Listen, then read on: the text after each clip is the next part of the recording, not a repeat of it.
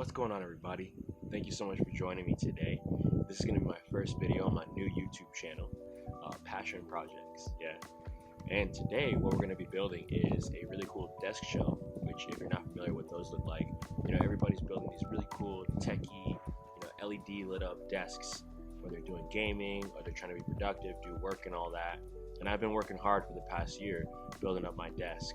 I have like a bunch of stuff that I use in my everyday life, like cords and different things to charge my devices and whatnot. And what I saw online was that a lot of people are putting up these cool desk shelves on the top, so that they can get their stuff off their desk and on the shelf. And it just makes everything look a lot more organized and more productive. So I started looking them up, right?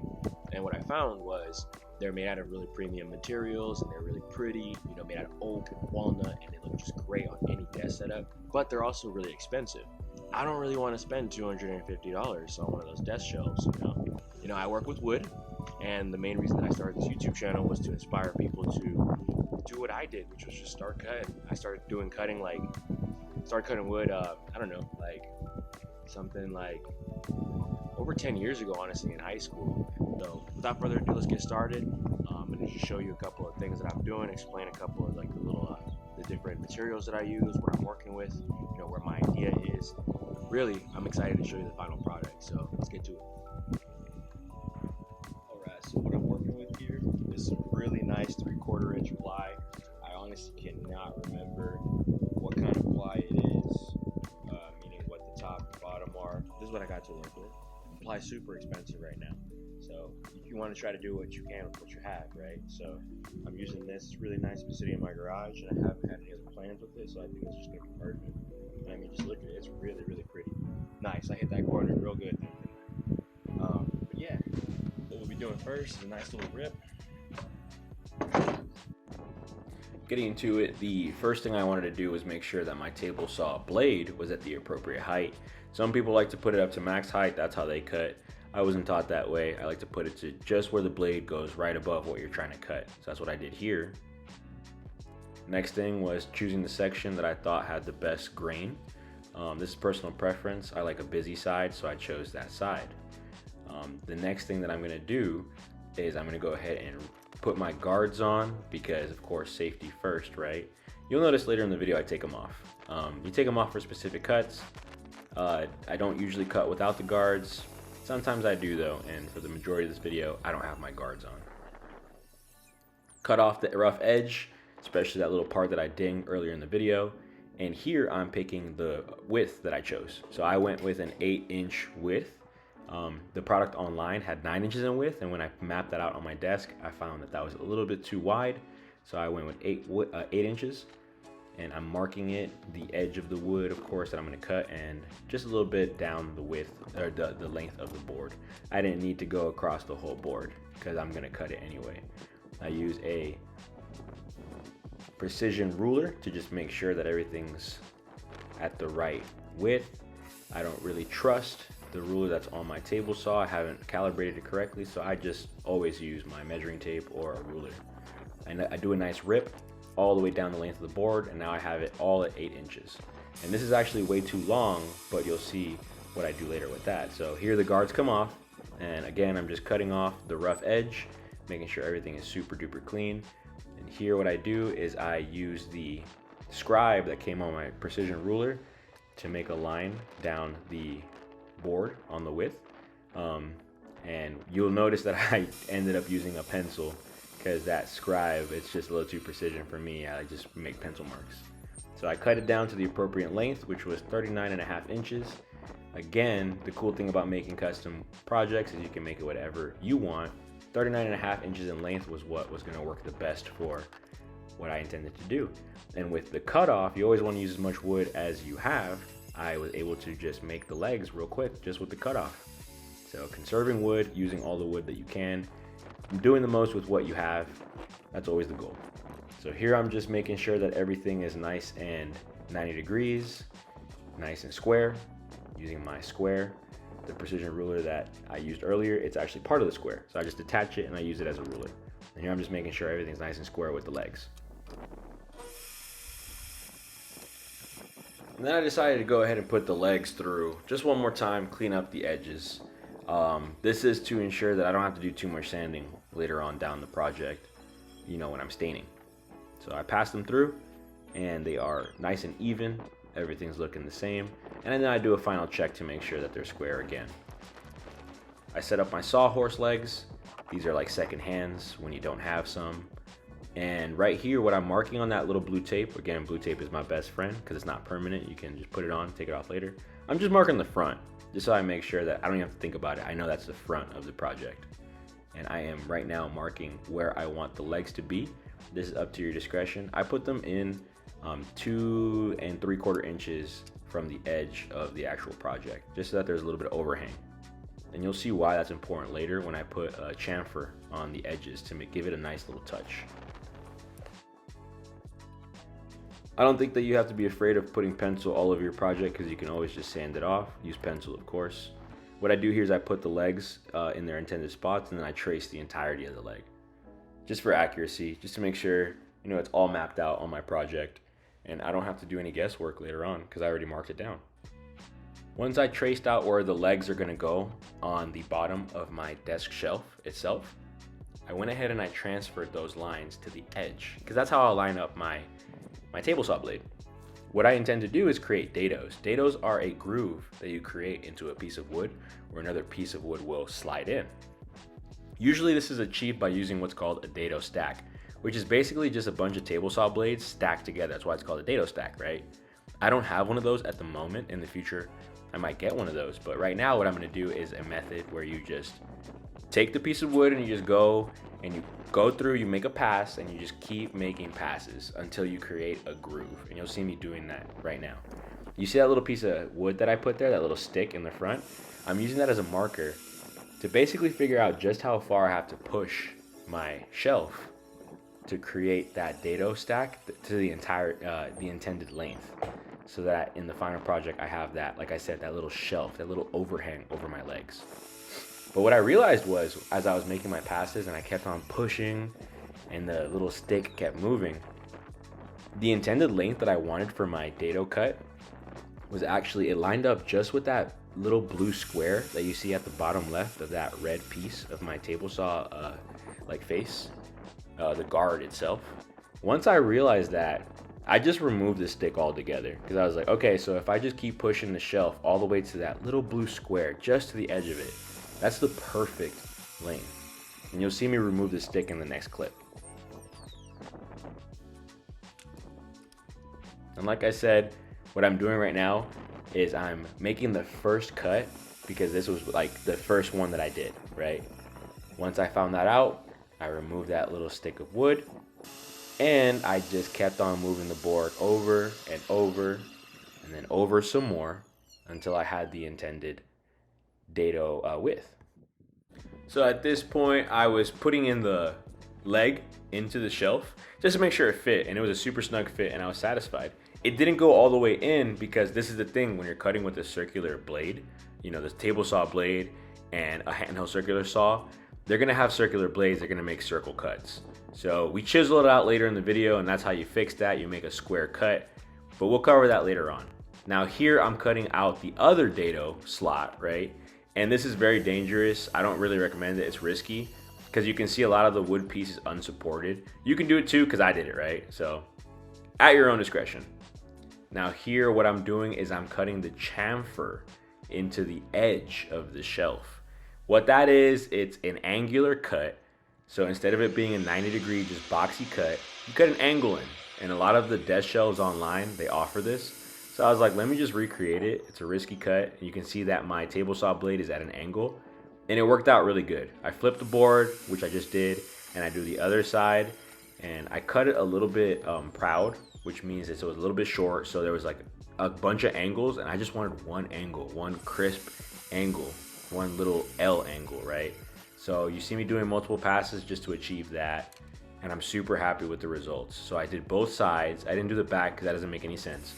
I just did the front edge as well. And you'll see in the final product how that turned out. It turned out really nice. I love it. At this point, I go ahead and I lower my blade just to make it a working surface again. No blade jutting out. Put away my tools.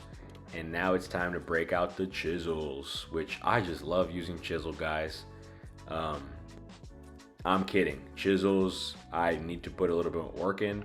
It's a hand tool. It takes some skill, which skill is just, you just gotta learn how to do it, right?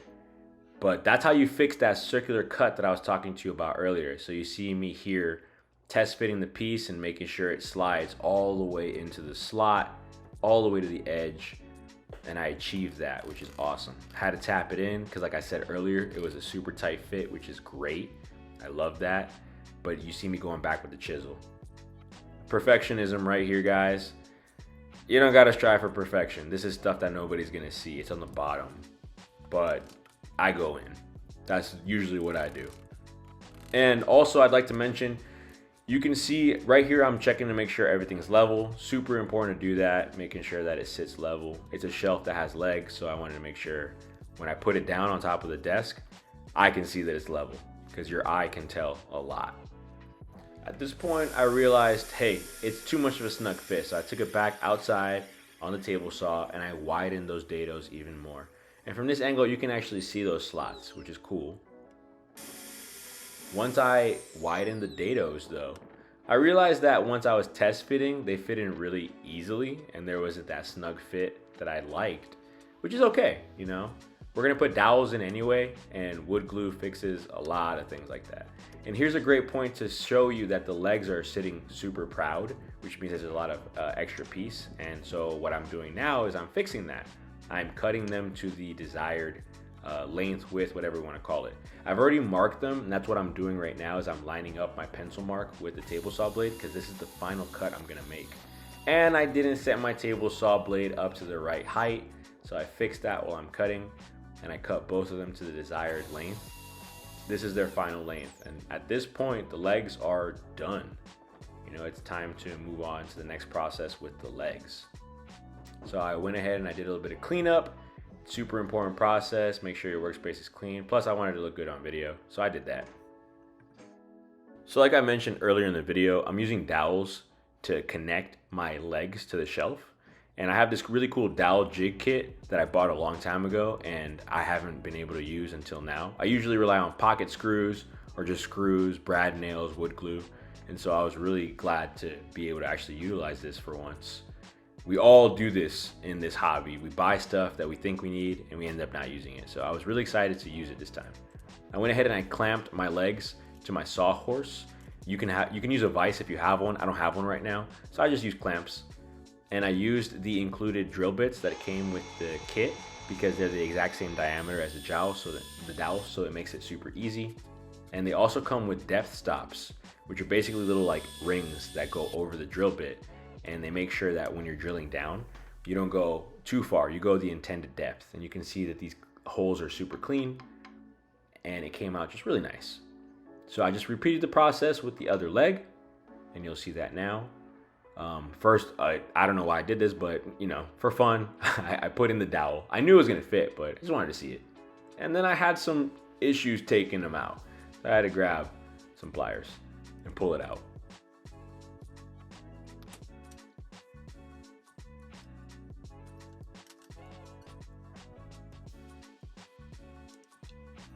I get to work on the other leg, get that sorted out, and this was a super quick process. I don't know why I haven't used this before, but now I know, you know.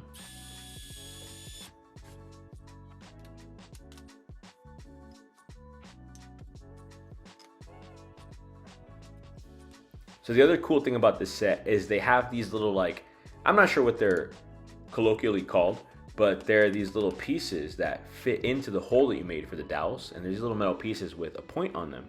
And when you tap it down, they make these holes in your intended like part of the wood that you want the dowels to go into. So I used these to figure out the exact point where I wanted to make the holes where the other part of the dowel will sit, right? So you see me doing this with both sides. And I marked them with the blue tape once again, just to make sure, you know, that I'm putting the right leg in the right dado. I don't have to do any guesswork when I do this stuff. Mark, measure twice, cut once. So I did that, made the holes, took my drill bit, popped it into the drill, set the depth stop to the intended depth that I wanted to go into my actual shelf. This was super important because I didn't want to drill all the way through the shelf. Otherwise, what you would see on the top of the shelf is a big old hole. So that was super fun, came out really nice and clean, and this is one of the easiest parts of the project. I put the dowels in so I could do a dry fit, blew out the sawdust right there, stuck them in there, and we are good to go. A little bit of a tap to make sure that they sit right, and we're good to go, like I said. Once again, I need a little bit of help from some pliers to pull those dowels out. That's what I did there. And then now we're moving to sanding because we are almost on the way to staining and finishing this product. So I used 1000 grit sandpaper because the plywood was already surfaced and sanded down really nice. But I felt a little bit of a rough edge, so I used 1000 grain sandpaper and sanded down the entirety of the project until I was happy. And it's really important to make sure that you're using wide strokes and going all over the product so that you can go ahead and make sure you don't create unintentional waves. I sanded down all the edges so I wouldn't have any sharp edges, and this is really important for feel, but also so that like over time, if things ding it and whatnot, it has a smooth edge already. And if it was a sharp edge, what you would see is dents and whatnot in your final product. Here we are with the finished desk shelf, and I'm super happy about it. It's time to move to stain. It looks really great. I initially intended to put a shelf in the middle, and I actually cut that shelf, and I cut it out of the video because once I dry fit that shelf, I realized I don't like the way it looks. So it was fun to cut that piece, that bottom shelf, but I didn't like it for the final product, so it is what it is. And here what I'm doing is I'm using a pre-stained wood conditioner.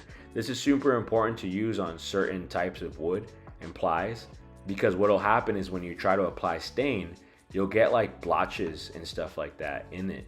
So when you use the conditioner, I'm not exactly sure the science, you guys can look it up, but what it does is 30 minutes before you apply your stain, it soaks into the wood and it makes it so that the stain incorporates into the wood in an even and just really great way.